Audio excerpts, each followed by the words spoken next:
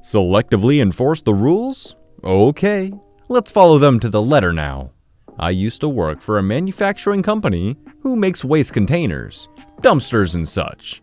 And at first, it was a good job with a good manager and no problems. I enjoyed the work. It was a dirty, physically demanding job, but kept me in good shape.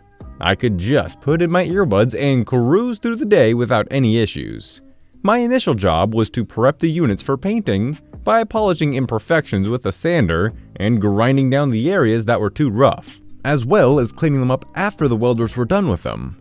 But after a while, they kept laying off so many people and dumping their jobs on me that eventually towards the end of my time there, I was quality control, helping the painter, was a warehouseman, finisher, grinder, and also janitor, for no additional pay beyond the small cost of living raises we got once in a while. After about a year of working for this company, prior to having all these jobs dumped on me, without any issues, new management showed up, and as they like to do, they started making all kinds of changes just for the sake of making changes. Things that make jobs harder with no benefits, cutting corners that should not be cut, and generally hurting productivity and workplace safety. The change in management was bad, but it was not the end of the world. It made things harder for no real reason, but all in all, things were still manageable.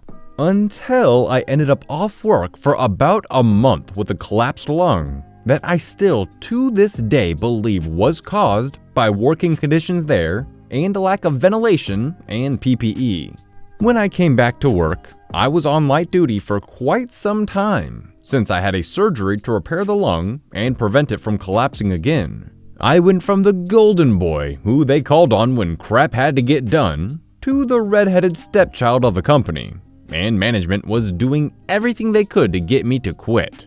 They would throw my tools away, hide my stools so I couldn't use them while I was working, hassle me over things like my earbuds citing safety as why I couldn't use them, even though OSHA themselves told me it was not an issue. The production manager would lie about things and write me up for non-existent violations, refuse to fix my bay doors that had been crashed into by forklifts numerous times, that had been closed and opened with a crowbar by two people since the track was mangled.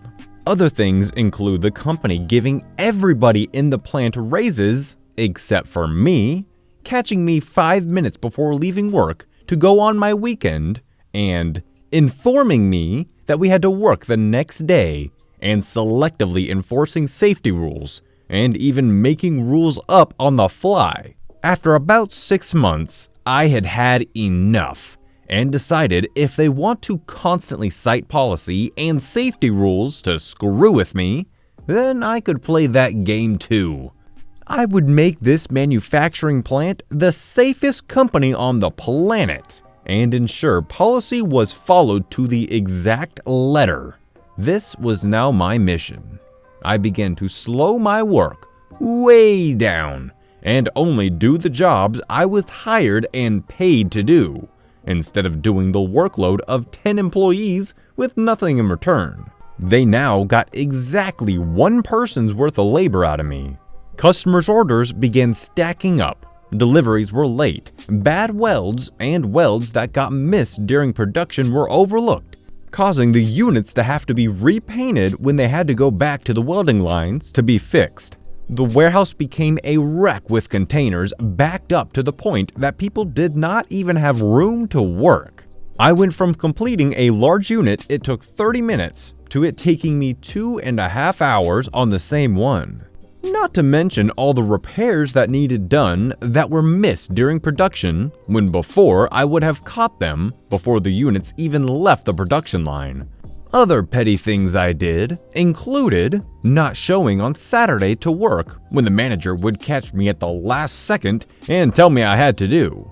I took to cutting out the text in the employee handbook, citing that working unscheduled hours required management to notify you 3 days in advance, and leaving a letter with that portion of the handbook on his desk the following Monday.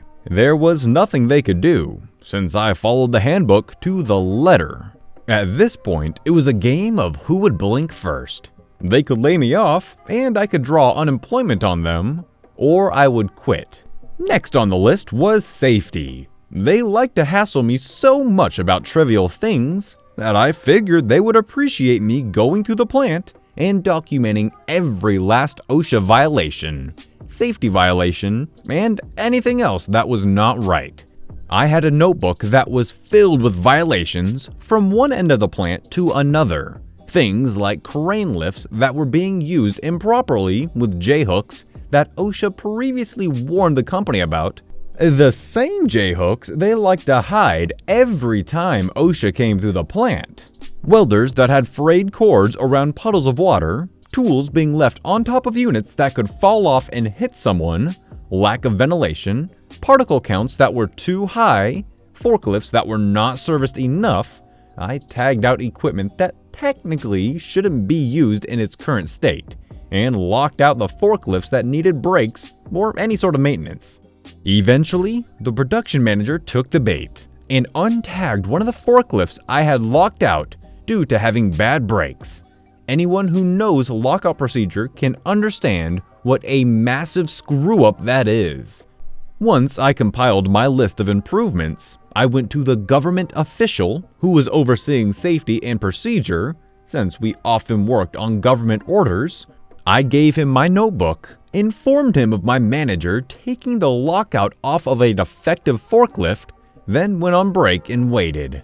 About 30 minutes later, I saw my manager walking back from the head office and looking pissed beyond belief. Later, I heard from someone who knows him that he got punished severely, especially for the forklift. From then on, he avoided me and wouldn't even speak to me or look at me.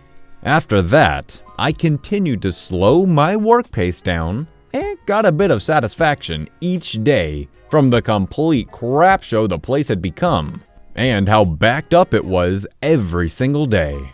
After I left the company, I heard they hired 5 guys to do my job, and they still did a crap job at it. Had they treated me better instead of coming at me like they did, they would still be getting top quality of work from me that they got when I first joined them, and things would have went along just fine.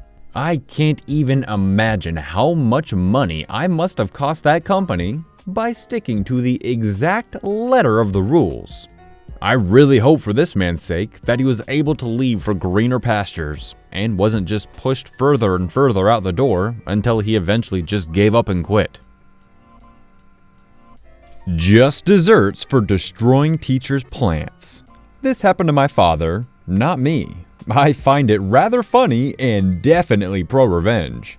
My father was a teacher. He taught several subjects during his career and spent the last 15 years teaching science. He spent most of his career teaching the more difficult students. One year, the teachers were all upset because students kept killing their plants by ripping off the leaves.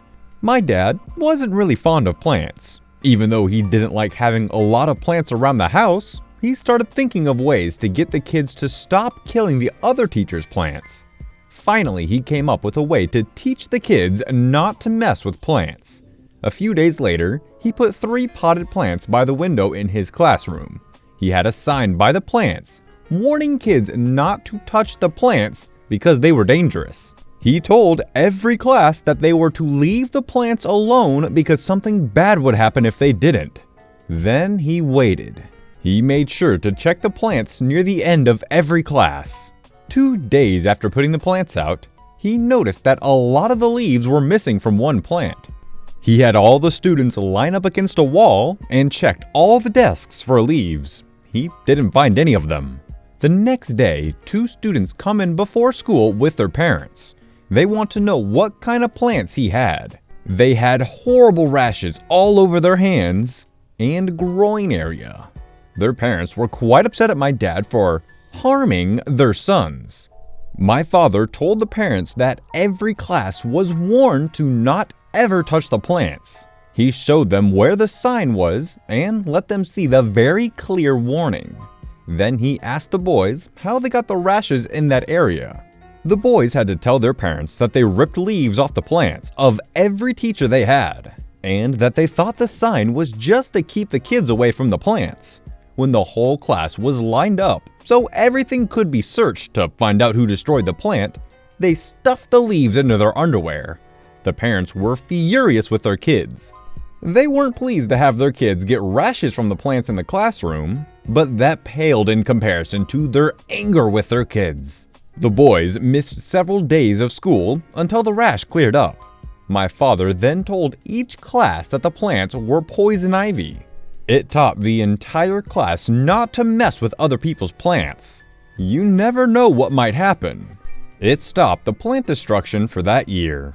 Of course, the administration made a rule that you could not have dangerous plants in the classroom. No one thought to make a rule about this because most people do not plant poison ivy in pots and take them to school. FYI, for some reason my father does not get rashes from poison ivy, poison oak, or poison sumac. Planting some in a pot was easy, as he kept some planted in an area of the backyard that he wanted my brother and I to stay away from. They just wanted to hide the leaves in their plants. Yeah, okay. We all know you just wanted to play leaf hanky-panky. Alrighty guys, that's gonna wrap it up for today. I hope you enjoyed the story. And if you did, and you're new around here, consider subscribing. And if you really, really liked it, maybe give it a thumbs up and a share. Anyways, I'll see you in the next one. Peace out.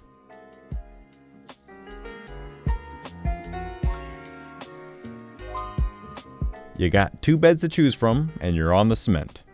Of course.